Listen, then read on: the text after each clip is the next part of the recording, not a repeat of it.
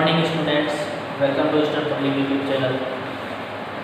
आज हम लोग बात करेंगे the making of Germany and Italy.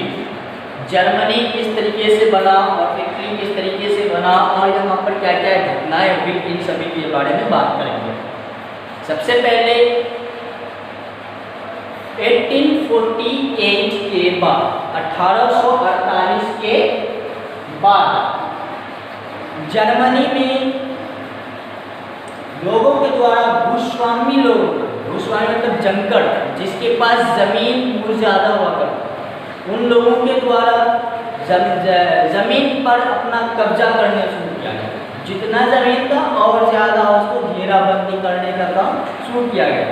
और इसी वक्त, इसी क्रम में इस तरीके के जो काम किए जा रहे थे, इसी में कुछ आम जनता लोग थे, उन लोगों के बीच मतभेद पैदा हो गए और इसमें बहुत सारी लड़ाइयाँ भी हुई, जिसे छोटी मोटी लड़ाई समझ करके हम लोग हिस्ट्री में सिर्फ एक नाम मात्र वार के बारे में से जानते हैं, उसके बारे में तजुर्बे नहीं जानते। तो चलिए अब हम लोग यहाँ पर शुरू करते हैं यूनिफिकेशन ऑफ जर्मनी, यानी जर्मनी का निर्माण कैसे होता है। तो सबसे पहले स्टूडेंट्स ओट्टो बिस्मार्क के अंदर, ओट्टो बिस्मार्क के नेतृत्व में ये यूनिफिकेशन शुरू हुआ जर्मनी का। और इसके यूनिफिकेशन में कितने साल लड़ाइयाँ लड़ी गई थी? 7 ईयर्स, 7 साल तक, 7 साल तक इसके यूनिफिकेशन में लड़ाइयाँ लड़ी गई थी। इसके किसके बीच? ऑस्ट्रिया, डेनमार्क और फ्रांस, इन सभी देशों से। नेशन स्टेट, देश नहीं कहा जा सकता उस वक्त के हिसाब से, इसे नेशन स्टेट के रूप में कर सकते हैं, कंट्री के रूप में नहीं कर सकते, एक स्टेट के रूप में उस वक्त बनाया जाता है, ऐसे एक कंट्री घोषित नहीं किया जाता। तो इन सभी नेशन स्टेट में लड़ाइयाँ लड़ी। और फिर अगर 1871 में विलियम फर्स्ट के द्वारा, विलियम फर्स्ट को जर्मन एम्पायर घोषित किया गया। और इस तरीके से और भी लड़ाइयाँ हुई छोटी मोटी, और इसके बाद एक ये नेशन स्टेट तैयार हो गया जर्मनी। और इसके बाद हम लोग बात करते हैं यूनिफिकेशन ऑफ इटली का। यूनिफिकेशन ऑफ इटली की भी अजीबोगरीब दास्तां है। इसकी दास्तां में से सबसे पहले हम लोग जानेंगे जोसेफ मैजिनी। जोसेफ मैजिनी एक ऐसे लीडर जिसे कह सकते हैं, ब्रेव, बहादुर इन व्यक्ति थे, जो के अपने नेतृत्व में इन्होंने इटली के लिए बहुत सारे काम भी किए। और उन्हीं में से दो ग्रुप उन्होंने बनाया था, एक था यंग यूरोप और दूसरा यंग इटली। तो बनाया 1831 में इन्होंने 2 ग्रुप बनाया। और इस जोसेफ मैजिनी को सोल ऑफ इटली भी कहा जाता है। आगे दूसरा कौन है? Joseph Garibaldi. जोसेफ गैरिबाल्डी ये आर्मी से जुड़े हुए थे। इन्होंने अपनी फोर्स की ताकत को बढ़ाने का काम किया था और इसे जोसेफ गैरिबाल्डी को बिस्मार्क ऑफ इटली के नाम से भी जाना जाता है। तीसरा count Camillo de Cavour. Count Camillo de Cavour ये इटली के प्राइम मिनिस्टर बने जब इटली एक नेशन स्टेट तैयार हो चुका था, इटली का यूनिफिकेशन पूरी तरीके से हो गया था। तो उसे काउंट कैमिलो डी केवर को एक प्राइम मिनिस्टर के रूप में घोषित किया गया। विक्टर इमैनुअल स्क्वायर, इसे इटली के राजा बनाया गया 1861 में।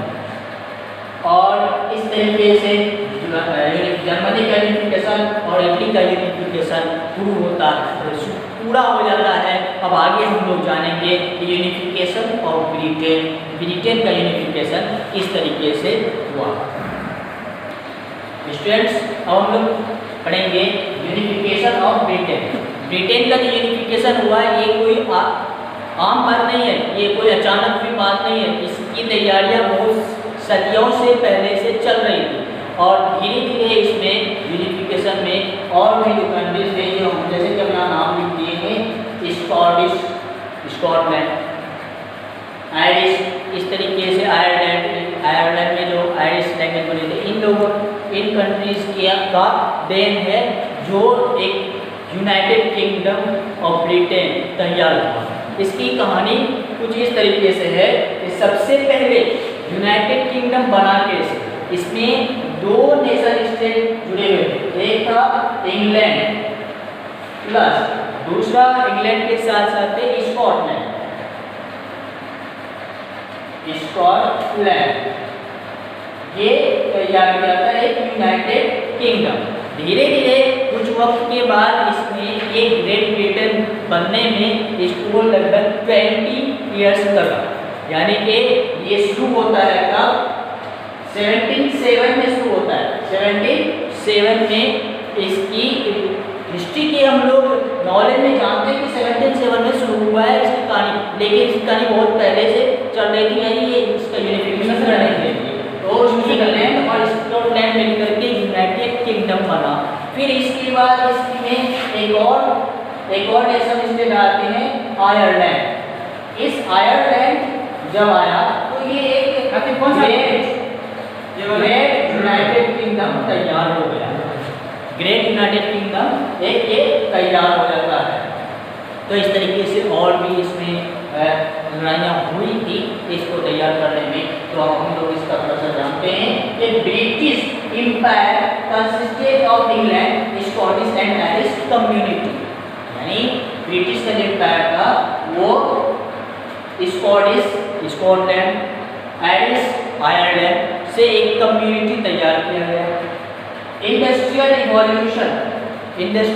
रिवॉल्यूशन की हुआ है और जिससे कि इकोनॉमी में तेजी आए, इकोनॉमी जो है वो ऊंचा हो, इकोनॉमी बढ़े।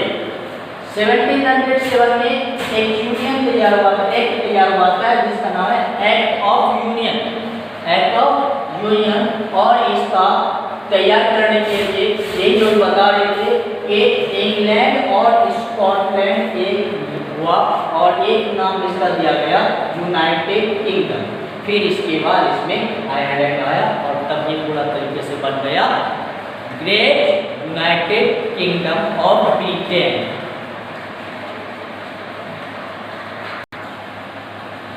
स्टूडेंट्स, अगर आपको ये वीडियो अच्छा लगा होगा तो इसे लाइक करें और शेयर करें अपने दोस्तों के बीच और इसे सब्सक्राइब भी करें और बेल आइकन को जरूर दबाएं ताकि हमारे नए वीडियोस के नोटिफिकेशन आप तक पहुंचता रहे।